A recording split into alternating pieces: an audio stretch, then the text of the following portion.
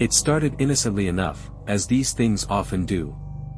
A quaint little house nestled at the edge of town, its weathered facade hiding secrets beneath layers of peeling paint. I should have known better than to step foot inside, but curiosity lured me in like a moth to flame. The day I first laid eyes on the house, a chill slithered down my spine, and yet, I couldn't tear my gaze away. Its windows seemed to watch, and its doors beckoned with a siren's call. Perhaps it was fate or folly that led me to its threshold.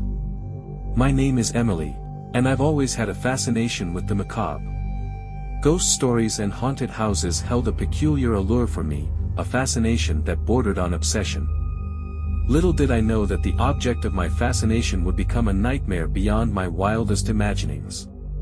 The day I moved in, a sense of foreboding settled over me like a heavy shroud. The air in the house was thick with history, and I could feel the weight of centuries pressing down on me. Despite the unease gnawing at my insides, I unpacked my belongings and tried to make the house feel like home. At first, the disturbances were subtle, a creak in the floorboards, a whisper in the darkness. I chalked it up to an overactive imagination, the natural consequence of living in a house rumored to be haunted. But as the days turned into weeks, the disturbances grew more pronounced, more sinister. It started with the shadows, a flicker out of the corner of my eye, fleeting and ephemeral.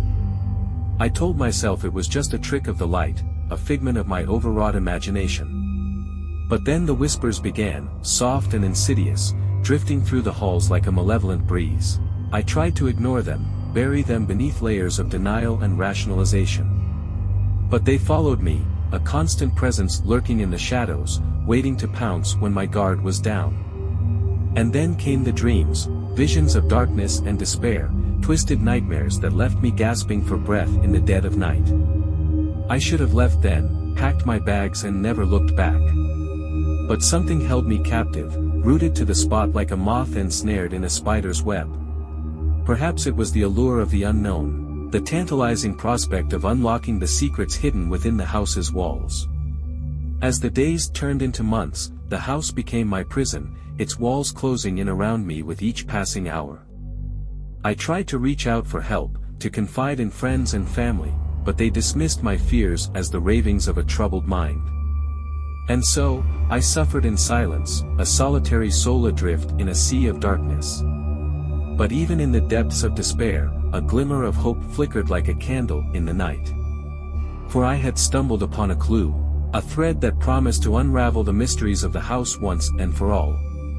It was a journal, hidden away in the attic, its pages yellowed with age and stained with the passage of time. As I pored over its contents, a chill swept through me, for the journal spoke of dark rituals and forbidden knowledge, of a curse that had haunted the house for generations.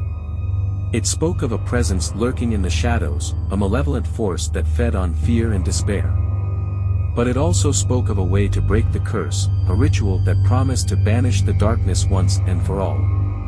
And so, with trembling hands and a heart heavy with dread, I set out to uncover the truth, to confront the darkness that had consumed me body and soul.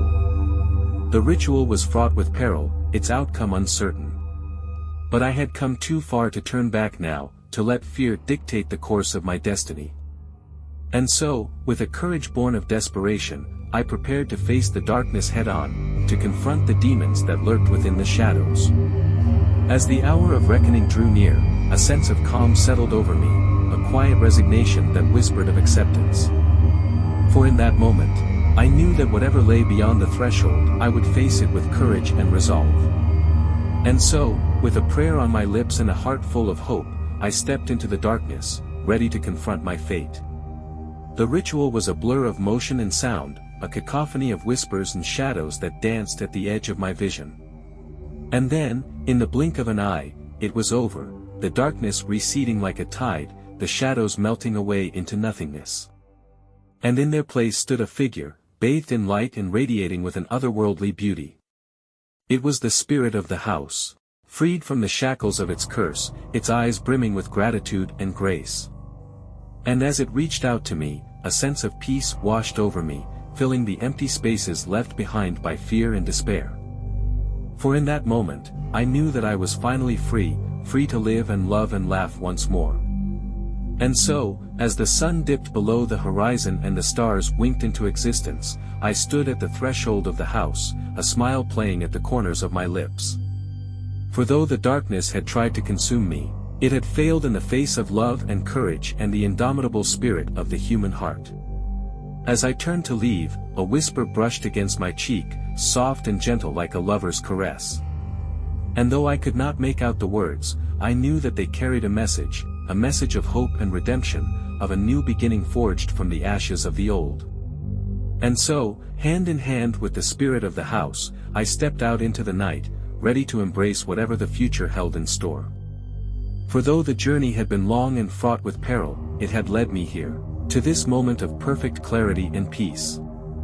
And as I walked into the waiting embrace of the night, I knew that no matter what trials lay ahead, I would face them with courage and grace, secure in the knowledge that I was never truly alone. For in the darkness, there was light, and in the shadows, there was hope.